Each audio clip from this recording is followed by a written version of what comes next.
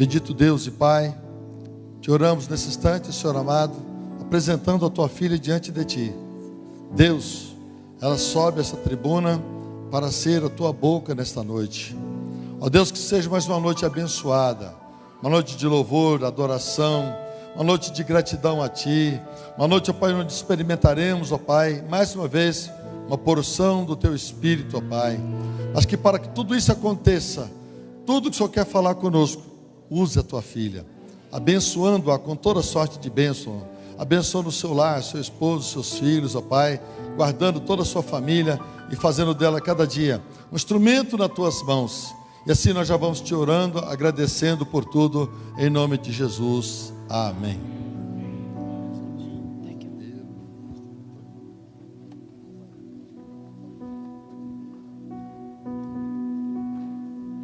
Graça e paz, igreja. Pode sentar.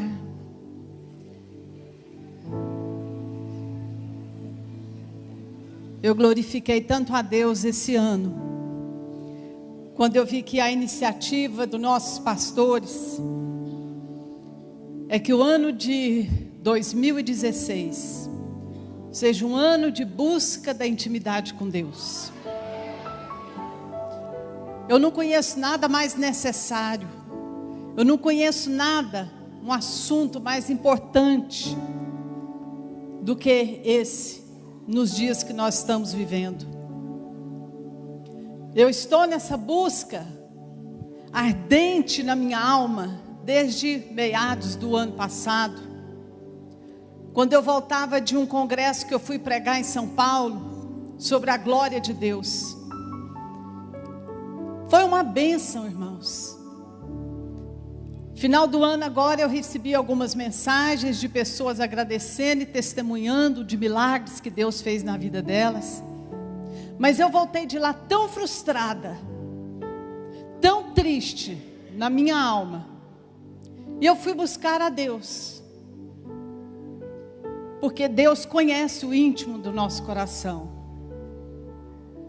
E o Espírito Santo me fez lembrar o começo da minha conversão, quando eu recebi Jesus na minha vida.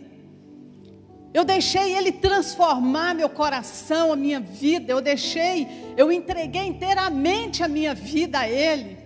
E olha que isso foi há 30 anos atrás. Eu nasci numa época em que o evangelho que se pregava, ensinava, era aquele que você precisa morrer para viver. Você precisa desaparecer para que Ele apareça. Você precisa se apresentar diante de Deus igual uma criança, para Ele falar com você. Irmãos, eu derramava minha alma, o meu coração na presença de Deus. E olha que eu sou uma mulher que eu vim da sociedade, meu marido fazia parte da sociedade, então a gente era muito conhecido. Eu rompi com as amizades antigas. Eu peguei até as minhas roupas, eu só gostava de roupa de etiqueta, roupas caras. Eu dei tudo, eu esvaziei meu guarda-roupa, porque num dia, numa reunião que eu estava, eu botei um vestido muito bonito, branco, de linha, e eu era como toda mulher da minha idade naquela época, né? Eu tinha 30 anos, muito queimada de sol, muito vaidosa. Então eu estava naquela reunião, com um vestido branco, muito justo, curto, e um decote nas costas que ia na cintura. E de repente, a mulher que havia ministrado naquela noite, ela chegou para mim, me abraçou e pôs a mão nas minhas costas. Irmãos, aquilo foi como um banho de água fria, mas eu me senti tão envergonhada. Ninguém falou para mim que a minha roupa estava indecente. Meu marido nunca me deixou sair com roupa indecente para a rua, nem eu quis. Mas as minhas costas de fora. E eu me senti envergonhada, porque eu estava buscando a Deus naqueles dias. E eu comecei a entender que as roupas que eu usava não eram roupas que agradavam a Deus. O meu temperamento, a minha maneira de agir, não era algo que agradava a Deus. Então eu precisava de uma mudança radical. E eu busquei a Deus. Como Davi, no Salmo 27, ele disse: uma coisa eu pedi ao Senhor e a buscarei, que eu possa morar na casa de Deus, eu possa estar na presença de Deus todos os dias da minha vida. Ele tinha 2 motivos para estar na presença de Deus. O primeiro era contemplar a formosura de Deus. E quando você começa a contemplar a formosura de Deus, você vai começar a contemplar a santidade de Deus, a glória de Deus, a majestade de Deus. Então você começa a olhar para você, você começa a sentir que você não está bem, que você, para buscar um Deus que é santo, você tem que mudar muita coisa na sua vida. Se eu quero intimidade com Deus, eu vou ter que me arrepender para ter essa intimidade. Eu vou ter que voltar atrás, eu vou ter que me despojar do homem velho e deixar ele fazer tudo de novo na minha vida. Ele queria contemplar a formosura de Deus e aprender de Deus. 2 coisas nós precisamos desejar se quisermos intimidade com Deus: contemplar a face de Deus, não a mão de Deus, o que Deus pode nos dar, mas contemplar a face de Deus. E eu quero te dizer, não é coisa simples não que nós queremos esse ano, pastora Cássia. É um grande desafio para a igreja.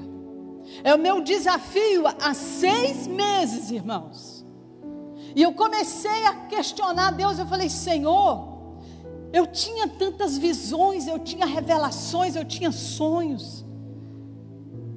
Eu comecei a ser convidada para ministrar fora, um ano de convertida, irmãs. Eu já testemunhava nesse Brasil, norte, sul, leste, oeste, falando do amor de Deus. E eu buscava a Deus, eu subia monte, descia monte. Eu entrava para dentro do meu quarto, eu trancava a porta e passava horas na presença de Deus. Eu lembro que um dia eu liguei para minha cunhada, eu falei: escuta, você tem um quarto aí separado, que ninguém usa, que ninguém entra? Ela falou: tem, por quê? Eu falei: me empresta ele. Eu fui lá para a casa dela, eu passei 3 dias trancada no quarto, eu só saía para ir no banheiro e voltar, buscando a face de Deus. Porque se eu ficasse na minha casa, era menino, era telefone, era visita, e eu não queria nada atrapalhando a minha intimidade com Deus. E eu fui crescendo, irmãos, nessa intimidade. Minha casa tinha reuniões diariamente, minha casa era cheia de gente, e Deus me dava tanta revelação, era tanto poder, tanta glória, e eu pregando a palavra. Mas eu resolvi crescer, eu resolvi estudar mais. Então foi vários cursos, eu fui fazendo vários cursos, aprendendo. No mês de agosto, setembro, que eu voltei desse congresso sobre a glória de Deus, falei: Senhor, eu estou pregando de coisas que eu sei pregar. Eu estou falando e estou fazendo coisas que eu sei fazer, porque tem 30 anos que eu faço isso. É automático. E o Senhor, pela grande misericórdia do Senhor, o Senhor ainda opera. Eu falei: mas eu não quero ser assim mais. Eu não quero. E eu abri a palavra um dia, trancada lá no meu quarto. Eu abri Eclesiastes 10, versículo 1, que diz assim: assim como a mosca morta faz exalar mau cheiro, e inutiliza o unguento do perfumador, assim é o famoso em sabedoria e em honra, uma pouca de estultícia. A Bíblia está falando que existe um perfume. A minha vida, a sua vida é como um vidro de perfume, que o perfumador, que é Jesus, colocou um unguento dentro. O unguento é o óleo que prepara, que faz o perfume. É a unção de Deus na minha vida, na sua vida. Todos que têm o Espírito Santo aqui têm a unção de Deus dentro de você. Mas Deus falou comigo algo que eu tremi, irmãos. Ele disse que se eu deixar uma mosca morta, uma coisa pequena, não é coisa grande, cair dentro desse perfume, eu vou estragar o perfume todo. Eu vou comprometer a unção. Eu falei: Senhor, há pecado oculto na minha vida, Senhor. E Ele disse para mim: nem sempre é o pecado. Ele me fez lembrar Hebreus 12, onde ele diz: nós estamos tão rodeados de pecado e embaraço. Pecado é uma coisa, embaraço é outra. Portanto, corra essa carreira que está proposta e desembaraça a sua vida. Vamos correr. Eu falei: Senhor, então não é pecado, é embaraço. Ele disse para mim: é embaraço. Você está embaraçada com tantas coisas ao seu redor. E você está se tornando uma profissional. Irmãos, aquilo caiu na minha vida como uma flecha na minha alma. E eu fui entender por que eu estava tão triste, tão decepcionada comigo. Deus disse para mim, eu falei: Senhor, então eu vou buscar uma unção nova. Ele disse: não. Melhor do que receber uma unção nova é você preservar a velha. Aquela unção que eu coloquei dentro de você há 30 anos atrás. Uma unção que eu recebi, irmãos, de madrugada às 5 horas da manhã. Eu ficava em vigílias até 5 horas da manhã e eu não queria ir embora para casa. Meu marido teve muita paciência comigo. 5 horas da manhã, eu e minha cunhada nas vigílias e buscando a Deus e buscando a Deus. E numa dessas 5 horas da manhã, mês de julho, Anápolis, eu morava em Anápolis, gelado. Eu com 5 blusas de frio. O Espírito Santo veio sobre mim com tanto poder, a glória foi tanta que eu senti um calor tão grande, que eu fui tirando os casacos, eu fiquei só com a blusa de baixo. E eu não dava conta de ficar em pé, tamanha a glória de Deus. E era essa unção que havia sobre mim. E Deus disse para mim: quantos na minha casa estão vivendo de histórias e testemunhos antigos? Estão vivendo da unção antiga, mas sem saber que ela está comprometida. Porque uma unção, um vidro de perfume, a mosca só cai se você não guardar, não preservar esse vidro e deixar ele destampado. A unção que está colocada sobre mim e sobre você, meus irmãos, trate de guardá-la. Trate de preservá-la. Como é que eu faço isso? É quando eu tenho uma visão de consagração, de pureza, para que o Espírito Santo que habita em mim, que é um fogo, e ele tem ciúme de nós, ele quer fazer a obra de Deus em nós, irmãos. Não é por acaso que o Espírito Santo foi colocado em nós. Não é por acaso. Eu falei: Deus, eu não vou comprometer mais essa unção que está sobre a minha vida. O que eu tenho que fazer? E o Senhor me levou lá para Atos, capítulo 17. Você vai anotando, eu vou passar alguns versículos aqui. Vai anotando aí, vai acompanhando. Eu vou falar muita coisa depois, se você quiser. Eu sei que está sendo filmado, depois você pega e assiste de novo. Porque Deus vai falar com você nessa noite. Você vai precisar dessa palavra para você vencer o ano de 2016. Ouça o que eu estou dizendo para você. E Deus disse assim para mim, Atos 17, versículo 26. E de um só homem, ou seja, Adão, Deus fez toda a geração dos homens para habitar sobre toda a face da terra, determinando os tempos já dantes ordenados e os limites da sua habitação, para que buscassem ao Senhor, se porventura tateando pudessem achar, ainda que não está longe de cada um de nós. Sabe o que Deus me levou a entender, irmãos? Que eu estava fugindo do maior propósito da minha vida. Os embaraços que estão nos rodeando tão de perto, e eles são tão discretos que você não percebe. Quando você vê, você parou com a sua vida de oração, você parou com o seu tempo que dedicava na meditação da palavra, Irmão, eu quero dizer uma coisa para você: vir ao culto é necessário, ler bons livros é necessário, assistir boas pregações pelo DVD é necessário, mas nada vai substituir a minha busca pela presença de Deus na intimidade. Nada substitui. Nós perdemos o foco. Eu entendi o que Deus queria dizer. O motivo de eu existir, o motivo de você existir, Deus nos criou para que nós o buscássemos. E quando a gente coloca qualquer coisa na frente disso, seja trabalho, seja família, seja ministério, nós estamos falhando com Deus, irmãos. A unção vai diminuindo, e quando você vê, você está sentindo triste, você está com jugo sobre você, angústia, você quer ficar quieto no seu quarto, você não quer sair, você está desanimado, você não quer ir para a igreja, você não quer mais nada. Por quê? A unção está comprometida. Basta uma coisinha pequena.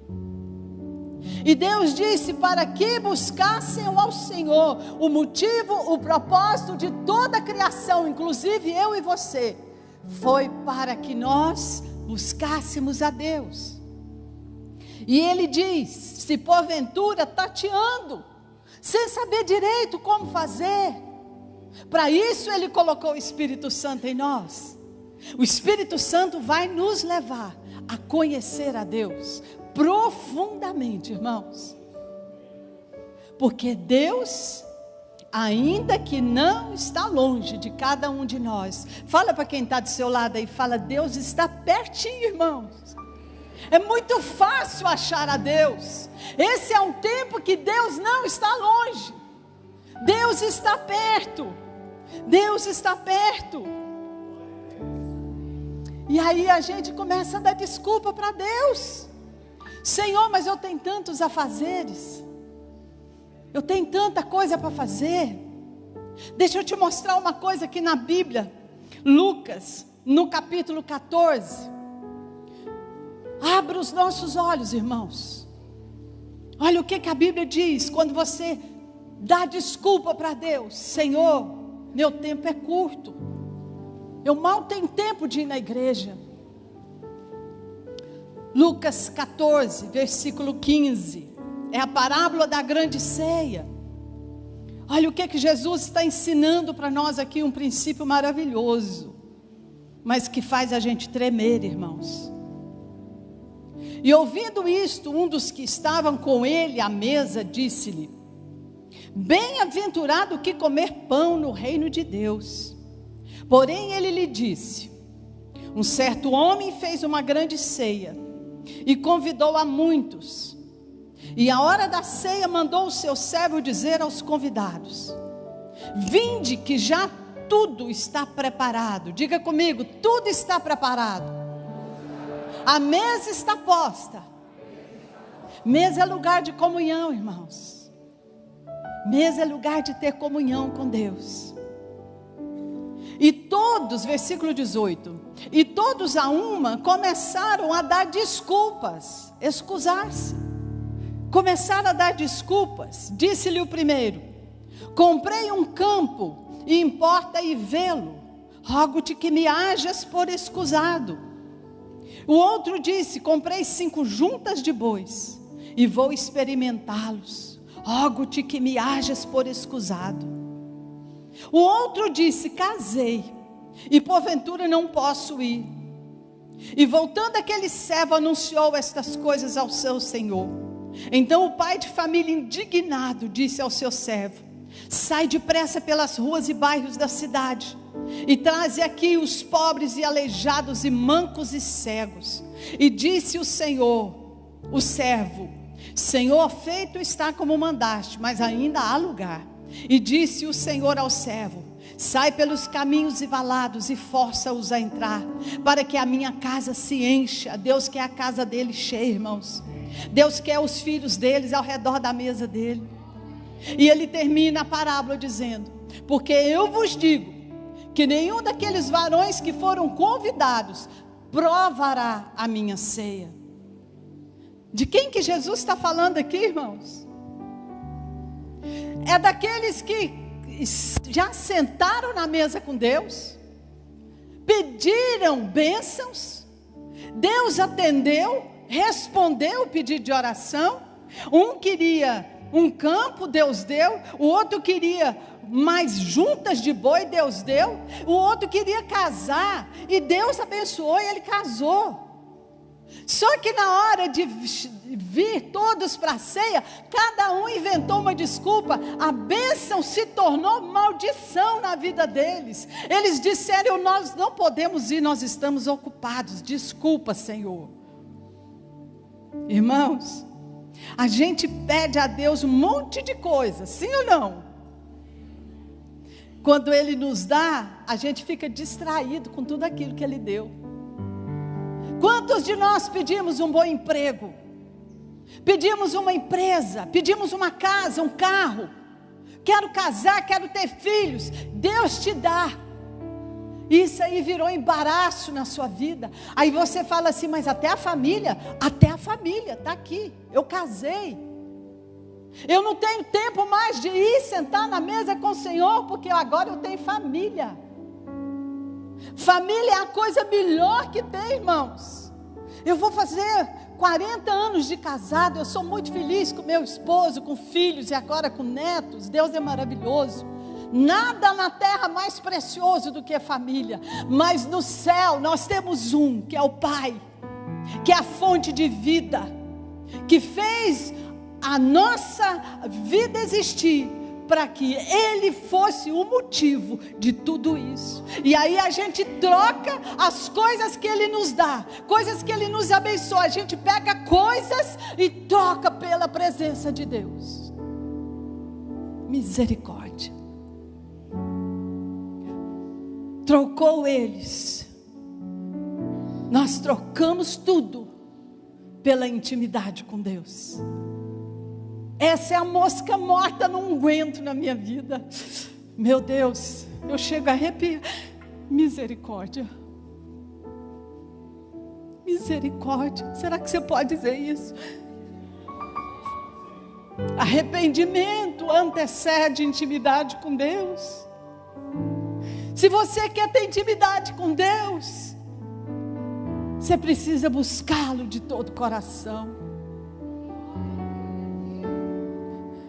Quando Jesus entrou na casa de Marta e Maria, Lucas 10, 38, Maria tinha uma fome de Deus, e ela logo foi sentar aos pés de Jesus, para ouvir o que ele tinha para falar. Marta indignada, andando de um lado para o outro. A Bíblia diz que ela estava distraída com tantos afazeres. Cutuca quem está do seu lado aí, pergunta para o seu irmão aí: meu irmão, você está igual Marta, distraído com tantos afazeres?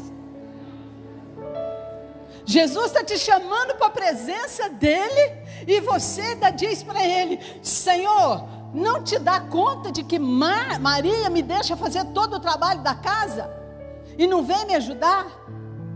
Jesus disse para Marta: não vou falar nada para ela não vou fazer nada não, porque uma coisa só importa, e a melhor parte ela está fazendo. É o que você deveria fazer também: sentar e receber de Deus, sentar e receber a palavra, sentar e ficar em comunhão com Deus. Meus irmãos, eu comecei a buscar a presença de Deus. Aí sabe o que eu fiz?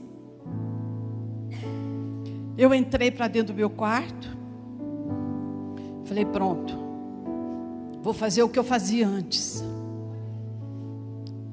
Marquei 1 hora. Eu não fiz um compromisso com Deus, eu fiz um compromisso comigo. 1 hora. Ninguém me tira daqui. De joelhos, orando, meditando, gastando tempo orando em línguas, porque eu aprendi que a oração em línguas edifica a minha fé. A oração em línguas traz revelação. É a oração em línguas que faz com que o Espírito gema o meu gemido inexprimível, porque só Ele conhece a minha fraqueza, eu não conheço. Mas Ele pega a minha fraqueza e leva diante de Deus, quando eu estou orando no Espírito. E eu ficava ali 1 hora. Enquanto não dava 1 hora, eu não saía do quarto. Depois de alguns dias, Deus disse assim para mim: você está querendo tapear quem? Eu falei: Senhor, mas eu estou fazendo o que eu fazia sempre. Meu tempo de intimidade com o Senhor. E Ele disse assim para mim: quantas vezes você olhou o relógio para ver se já deu 1 hora? Onde é que seu coração está? Irmãos, você quer buscar Deus? O que Deus quer não é que você busque Ele. Há uma condição. Jeremias 29:13. Buscar-me-eis e me achareis, quando me buscardes de todo o vosso coração, e sereis achado de mim, diz o Senhor. Eu não quero que você me busque, eu quero que você deseje me buscar. É outra coisa muito diferente. Meu Deus, quem engana o Espírito? Quem é capaz de enganar a Deus?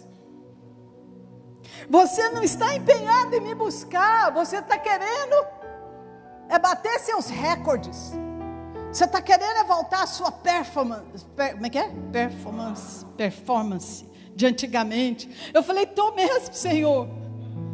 Eu quero aquela unção, eu quero aquele poder, eu quero aquela glória. Eu não quero falar de coisas que eu não vivo.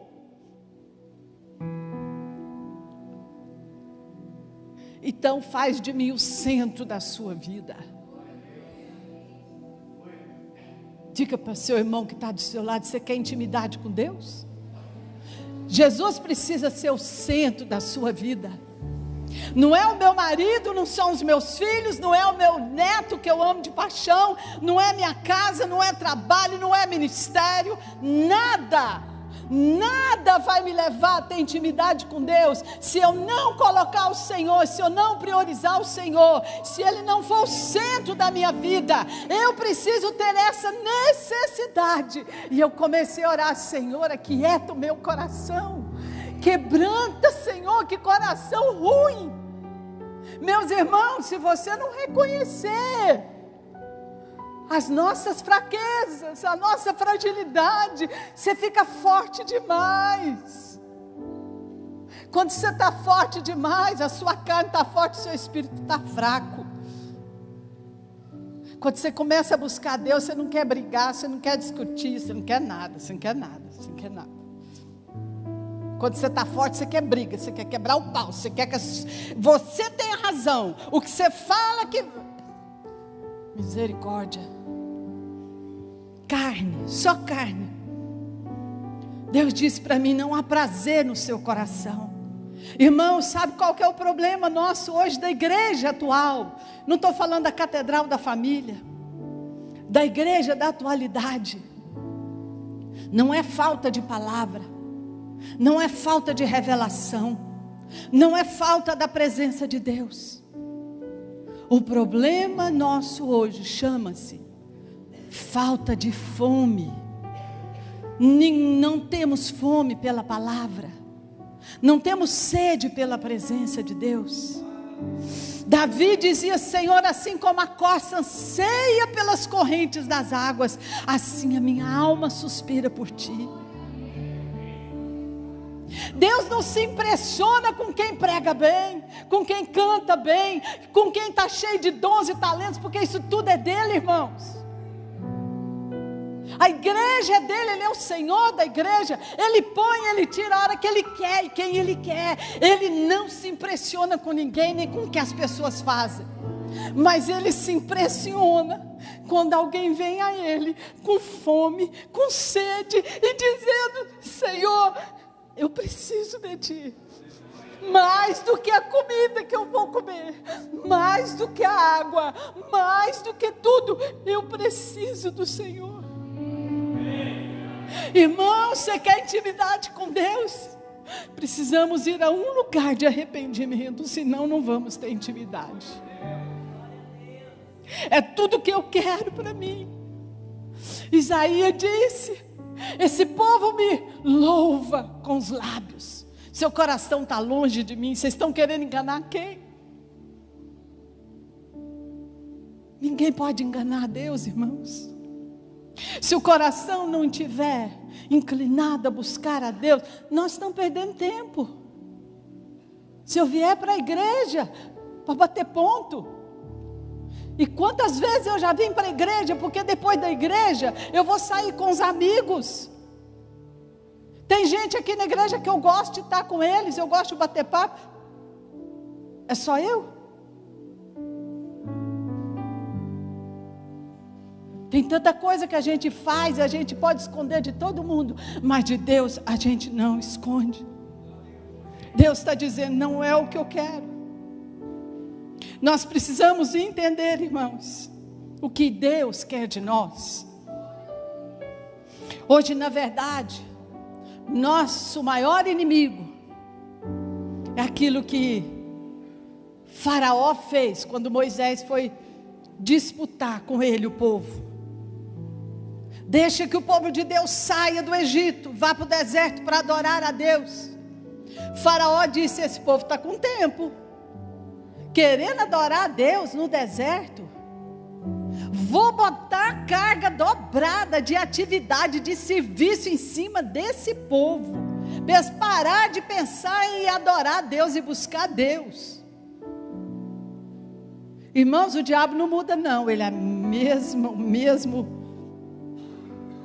o mesmo daqueles dias. Nosso maior inimigo são as distrações, as sobrecargas de trabalho. Eu garanto que a maioria de nós aqui, a meta para 2016 é fazer acontecer, vai fazer isso, fazer. Irmão, para tudo. Você pode ser um grande conquistador, se você não buscar Deus em primeiro lugar, colocar Ele acima de todas as coisas, você não vai ter intimidade com Ele. Você vai ser uma pessoa religiosa sentada num banco, e talvez até conduzindo um povo, dirigindo igrejas, pregando em púlpitos por aí, mas não passa de um religioso. Agora eu quero que você abra comigo a palavra, Ezequiel 47. Quantos podem dizer glória a Deus? Deus está falando com você nessa noite? Aleluia. Ezequiel 47 para mim tem uma das maiores revelações do plano de Deus para a minha vida e para a sua vida. Ezequiel foi um profeta que pregou durante 22 anos nas ruas da Babilônia para os judeus, um povo idólatra. Os judeus se tornaram um povo idólatra, rebelde, indiferente à presença de Deus. Mas quando você pega do capítulo 40 em diante, Deus começa a trazer esperança para o povo, através do profeta.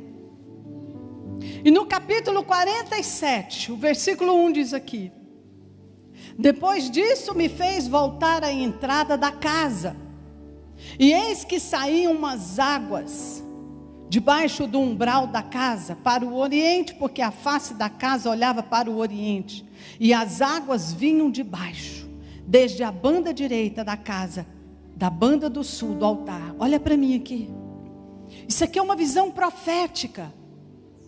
Se você ler o livro de Ezequiel, ele vai dando o plano da restauração do templo, de um templo que nunca foi construído. Ou seja, não era um templo feito por mãos de homens, mas era um projeto que Deus tinha antes do nosso nascimento, muito antes do nascimento desse povo aqui, antes da fundação do mundo. Deus estava revelando o sonho dele. Era uma casa onde ele iria habitar.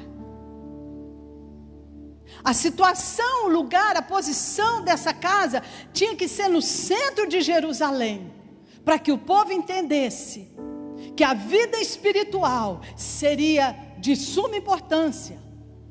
De tudo que eles tinham, o que mais importava era a vida espiritual deles. Olha para quem está do seu lado aí. Diga para o seu irmão aí: meu irmão, sua vida espiritual é o que mais importa para você. Talvez você não saiba disso. O lugar do templo era estratégico, o centro de Jerusalém. Tudo era voltado para o templo. Eu quero te dizer uma coisa: essa casa nunca foi feita, porque essa casa é um símbolo, é uma visão profética de Ezequiel, simbolizando a minha vida e a sua vida, onde Deus viria e habitaria dentro dessa casa. O sonho de Deus, irmãos, desde o jardim do Éden, era estar junto com o seu povo, era ter uma família aqui na terra. Deus vinha toda tarde falar com Adão e Eva. Irmãos, já pensou que coisa maravilhosa? Comunhão, intimidade. Você está achando que nós que estamos com esse desejo de ter comunhão com Deus?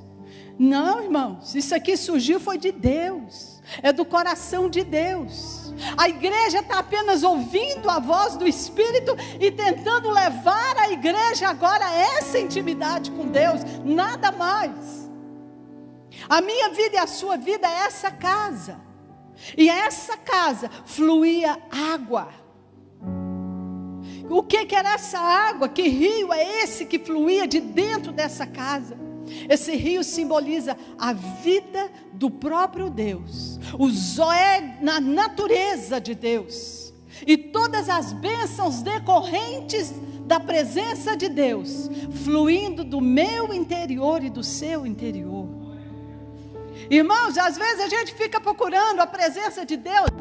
Vem Deus, Senhor, me dá uma bênção. Irmãos, está tudo dentro dessa casa. Olha na sua Bíblia. Esse rio é o rio que flui do trono de Deus. É o rio de Deus, é a própria presença de Deus fluindo da casa. É assim que está na sua Bíblia? É um rio suave, seguro, profundo, e à medida que ele vai podendo fluir, ele vai se expandindo mais e mais. O que é isso, irmãos? Essas águas fluindo dessa casa vai falar do seu nível de intimidade com Deus. Cada um de nós determina o nível de intimidade, de comunhão que tem com Deus. Olha o que ele diz aqui, versículo 3. E saiu aquele homem para o oriente, tendo na mão um cordel de medir, e mediu 1000 côvados, e me fez passar pelas águas que davam pelos artelhos. Mediu mais 1000 e me fez passar pelas águas que me davam pelos joelhos. E foi medindo, aí chegou nos lombos, e mediu mais 1000, e era um ribeiro que eu não podia atravessar, porque as águas eram profundas, águas que se deviam passar a nado, ribeiro pelo qual não se podia nadar. Irmãos, você já leu João 7,38?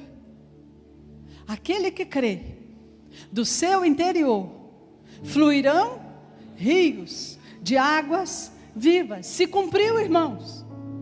Essa profecia de Ezequiel já se cumpriu. Jesus, se você perguntar para alguém na igreja, Jesus morreu para quê? Para o perdão dos meus pecados. Certo, o que mais? Jesus morreu, irmãos, também para refazer a nossa intimidade com Deus, a nossa amizade com Deus, para que nós voltássemos a ter comunhão com Deus. Jesus pagou o preço dessa comunhão, dessa intimidade, e Ele foi mais longe. Ele subiu e derramou o Espírito, enviou o Espírito Santo. E quando eu e você somos batizados pelo Espírito Santo, que todo cristão precisa receber o batismo com o Espírito Santo, é imprescindível, irmãos, para os dias de hoje, ser cheio do Espírito Santo. Ele vai ser como um rio, é a glória de Deus fluindo do meu interior. Aí eu posso ficar com essa glória até aqui, ó, no meu artelho. Eu decido até onde eu quero ir com Deus. Se você quiser ficar sentado na frente da televisão, horas e horas. Se você quiser ficar com seu celular, Facebook, WhatsApp, horas e horas. Se você quiser gastar o seu tempo, entra dia e entra noite trabalhando muito, horas e horas. Se você quiser gastar seu tempo com lazer, tudo isso é muito bom, nada disso a gente vai falar que está errado. Mas isso aí vai medir o seu nível de água, que vai fluir de você. Quanto mais tempo você tirar para Deus e menos tempo para as demais coisas, mais a água vai subir. Mais a água vai subir. Até que chegar num ponto, irmão, que você perdeu o controle da sua vida, você começa a nadar, você não dá conta de andar. Aí você vai dizer: irmãos, a minha meta é para esse ano. O Espírito é como o vento. Você não sabe de onde ele vem nem para onde ele vai. Assim é o Espírito Santo. Assim é aquele que é guiado pelo Espírito. Você quer ser guiado pelo Espírito? Então se renda, irmão. Deixa de ser forte demais. Deixa de ser razão demais. Deixa a sua inteligência. Irmãos, as coisas de Deus são loucura para o homem. Se você quiser se tornar bênção na mão de Deus, seja louco para o mundo. Deixa Deus inundar a sua vida. Deixa a glória de Deus fluir. Agora eu vou te dizer uma coisa. Essa água fluindo dessa casa tem uma finalidade, irmãos. Tem uma finalidade. Isso se chama unção fluindo. Isso se chama a glória de Deus fluindo, ou o Espírito de Deus fluindo. Quantos querem ser a casa de Deus nessa noite? Fala: Deus, eu quero muito mais do que eu tenho vivido. Eu tenho vivido de migalha. Sabe por quê, irmão? Se você, deixar Deus te levar, o que vai acontecer? A primeira coisa, veja comigo versículo 7. Versículo 6. E disse-me: viste, filho do homem? Então me levou e me tornou a trazer à margem do rio. Aí ele vai mostrar a finalidade do rio fluindo. Versículo 7. E tornando eu, eis que à margem do ribeiro havia uma grande abundância de árvores, de uma e de outra banda. Versículo 12. Junto do ribeiro, a sua margem, de uma e de outra banda, subirá toda sorte de árvore que dá fruto para se comer. Não cairá sua folha, nem perecerá o seu fruto. Nos seus meses produzirá novos frutos, porque as suas águas saem do santuário. Quem é o santuário, irmão? Diga: eu sou o santuário. Não tenha medo de dizer. Deus sonhou com você, para você ser a casa dele, o lugar da morada dele aqui na terra. Deus quer andar na terra através de mim, de você, meus irmãos. Aleluia! Você é a boca de Deus, os seus braços são os braços de Deus. Então não fique embaraçado com coisa que não tem valor. E o seu fruto servirá de alimento e a sua folha de remédio. Irmãos, sabe o que eu vejo nisso aqui? Que é o Espírito que mantém a igreja viva, dando fruto. Sabe por que nós damos frutos? Porque a unção está fluindo do nosso interior. Que fruto é esse, irmãos? Mudando o caráter, mudando o temperamento, mudando a nossa visão. Quando você ora, a sua resposta é imediata. Irmãos, eu me lembrei nesses dias que tinha coisas que eu orava naquele tempo. Eu orava à noite, no dia seguinte eu já recebia. Que coisa tremenda, o Espírito fluía. É o Espírito que faz o fruto brotar e acontecer, não sou eu. Você vai amar muito mais. Você vai ter uma vida de, irmãos, tudo que você fizer vai dar fruto, vai prosperar.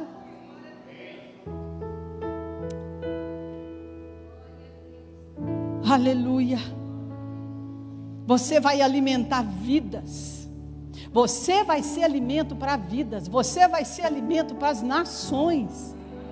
Quando eu digo você, eu estou falando da palavra, do Espírito que está dentro de nós. Deus vai usar a minha vida e a sua vida, e eu profetizo isso no ano de 2016. Deus vai usar essa igreja para dar muito fruto, fruto da palavra, fruto de salvação. É para as nações, é para o Brasil, é para as nações. A terra vai ser sarada, porque o poder de Deus vai fluir nesse lugar, irmãos. Aleluia, levando as bênçãos de Deus. Mas olha o versículo 8 e 9.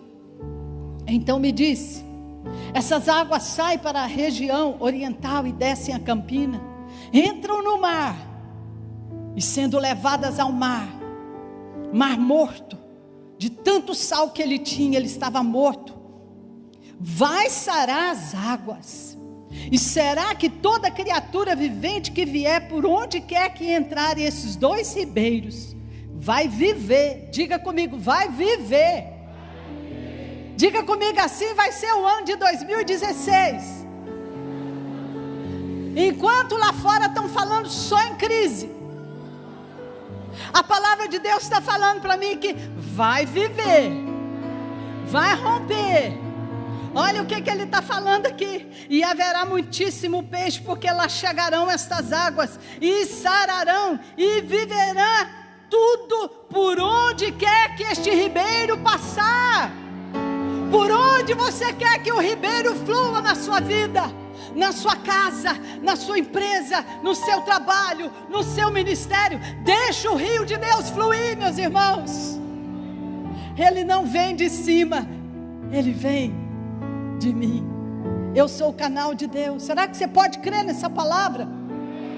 Será que você pode crer nessa visão de Ezequiel, profética para os dias de hoje? Eu sou o templo, por isso eu não posso brincar com a intimidade com Deus. Não é qualquer um, não é com vestido decotado, com saia curta, transparente, mostrando o corpo, moça, provocando os rapazes, os homens casados. Não é com esse tipo de roupa que o seu templo vai ser o templo do Espírito Santo.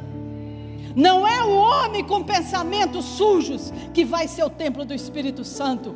Não é aquele que compra e não paga. Não é aquele que mente, que esconde, que trapaceia. Não é aquele que não quer buscar Deus, que está fingindo. Mas é aquele que vai buscar santidade, porque o nosso Deus é santo. Deus não vai fluir de uma casa estragada, suja, feia, uma casa onde há mentira, onde há pecado. Deus não flui, irmãos. Por isso, dura coisa nós estamos pedindo esse ano, mas vai acontecer. Na minha vida vai, na minha vida vai, irmãos. Eu estou decidida, eu já decidi. O ano de 2016, quando todos estão falando em crise, eu profetizo na minha vida e na sua vida: o rio de Deus vai entrar para transformar a maldição em bênção, para fazer com que aquilo que não tinha vida, viva. Aquilo que estava morto, vai nascer de novo. Vai nascer de novo, por onde esse rio entrar, por onde esse rio passar, através da minha e da sua vida. O avivamento não vem de cima, o avivamento vem daqui. Aqui, irmãos, de corações quebrantados, de templos e de santidade, de pureza de alma, de quebrantamento, de arrependimento. Assim vem a intimidade, e a intimidade vai trazer vida. Vida de Deus se chama avivamento. Vidas serão salvas, vidas serão curadas, vidas serão libertas, vidas e famílias e casamentos serão restaurados. Irmãos, naqueles tempos que eu me converti, eu cega, minha filha desenganada pelos médicos, o casamento acabado, não tinha dinheiro para nada, e eu me converti a Jesus. Larguei tudo.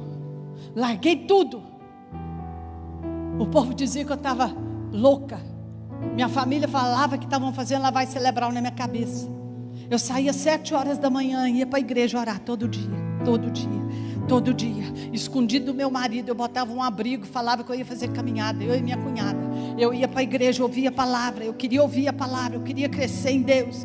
Irmãos, Deus curou as enfermidades na minha casa, Deus curou o casamento, Deus fez milagre na vida financeira, Deus faz, Deus continua fazendo. O rio precisa fluir, aleluia, aleluia. Nós vamos dar frutos, irmãos, aleluia. Terceiro, olha comigo, versículo 10. Será também que os pescadores estarão junto dele, desde Egedi até em Eglaim. Haverá lugar para estender as redes. O seu peixe segundo a sua espécie será como o peixe do mar, grande em multidão excessiva. Eu quero dizer que por onde esse rio passar, não vai faltar peixe e nem vai faltar pescador. Esse lugar aqui vai encher de peixe. Peixe é vida, irmãos. Pescadores somos nós. Quem aqui quer pescar peixe? Faz assim com a sua mão. Estou falando de vidas. Pastor Salmo, olha o tanto de gente aqui que nesse ano vai se tornar pescadores de almas. Porque o rio de Deus, você vai deixar o rio de Deus fluir. Deus vai fazer de você um grande ganhador de almas para Jesus. É isso que o avivamento vai trazer. Avivamento não vai trazer barulho. Ainda que é muito bom, irmãos. Ainda que é muito bom cair, ficar fraco. A presença de Deus quando vem. Irmãos, eu caí 2 vezes na minha vida. Uma delas, meu marido me levou, você lembra bem? Ele me levou carregado para casa, eu não tinha força nas pernas. Tamanha unção que veio naquela reunião. Eu fui carregada para casa. Perdi todas as forças. E olha que eu era dura nesse negócio de cair. Mas quando a unção vem, irmãos, não segura não, deixa Deus agir na sua vida. E por último, versículo 11. Mas os seus charcos e os seus lamaceiros, presta muita atenção no que eu vou dizer para você agora. Os seus charcos e os seus lamaceiros, o que é lamaceiro? É uma mistura de barro com água. Não vão sarar, serão deixados para sal. Sal é tempero. Isso aqui nos leva, irmãos, a entender que nós precisamos lembrar que ainda que eu seja a morada de Deus aqui na terra, ainda que eu seja o canal de Deus, ainda que esse rio vai fluir através da minha vida, esse lamaceiro aqui representa a nossa humanidade. Todos, absolutamente todos nós somos frágeis, nós somos pó. E é pela graça, bondade e misericórdia de Deus que Ele pegou essa terra e fez um vaso para Ele, para a habitação da sua glória, do seu poder. Sabe o que Deus me fez lembrar? Presta atenção e eu vou encerrar aqui. 2 Crônicas, do capítulo 14 ao 16. Presta atenção aqui. 2 Crônicas, capítulo 14 a 16, conta a história de um grande rei, o rei Asa. Era um homem que temia a Deus, um homem que buscou a Deus intensamente. E quando o inimigo veio contra ele, o seu exército, juntando com o exército de Judá, que era seu aliado, dava 500.000 de homens. Mas veio um grande exército de 2 reinos, que era de 1 bilhão, o dobro de soldados vieram contra ele. Asa, sabe o que ele fez? Ele tinha um segredo. E o segredo dele foi muito simples. Ele entrou para o quarto dele e foi orar. Senhor, aqui está um homem que não tem força nenhuma. O meu exército é muito maior. Mas para o Senhor tanto faz ter força ou não ter força. Se o Senhor for conosco, nós seremos imbatíveis. E dentro do quarto dele, da câmara dele, ele orou. E Deus deu a direção e Deus deu estratégia para ele. Ele se submeteu a Deus. Ele priorizou a Deus. E Deus deu a maior vitória naqueles dias que um rei podia ter. E depois dessa grande vitória de Asa, ele voltou e começou a construir casas, muralhas, trancas e ferrolhos. Ele começou a colocar nas muralhas, fechando tudo. Muitas invenções ele teve. Ele cresceu muito. De repente o profeta vai até ele e diz assim, presta atenção: o Senhor manda te dizer, Asa, enquanto você me buscar, você vai me achar. Mas quando você me abandonar, eu vou te abandonar também. Daí se levantou um outro império e veio contra ele. E a Bíblia diz que ele não buscou o Senhor. E ele fez aliança com o rei da Síria. Tirou o ouro e a prata da casa do Senhor e mandou de presente. Deus novamente mandou o profeta. E disse para ele, Natã, presta atenção. Você tinha que estar acordado. Porque o que você está fazendo vai trazer derrota para a sua vida. Presta atenção. Sabe o que ele fez com o profeta, irmãos? Mandou prender no calabouço. O que eu quero dizer para você com essa humanidade? O sal que não será tirado. Esse homem, depois de uma grande vitória, ele ficou desatento. Ele ficou frouxo na busca a Deus. Presta atenção. Talvez tem pessoas aqui que estão começando o ano e falando, eu não estou vendo nada de crise, minha vida está uma maravilha, está tudo muito bom. Então esse é um alerta para você que acha que está tudo muito bom, está tudo crescendo. Diante de tanta construção, diante de tanto trabalho, tanta obra, tanto a fazer, Asa perdeu a intimidade com Deus e deixou de buscar Deus. O inimigo veio e roubou a bênção de Asa. Ele passou o resto dos seus anos de vida doente e longe da presença de Deus, até morrer. Nós podemos decidir, irmãos, o que nós vamos querer da vida.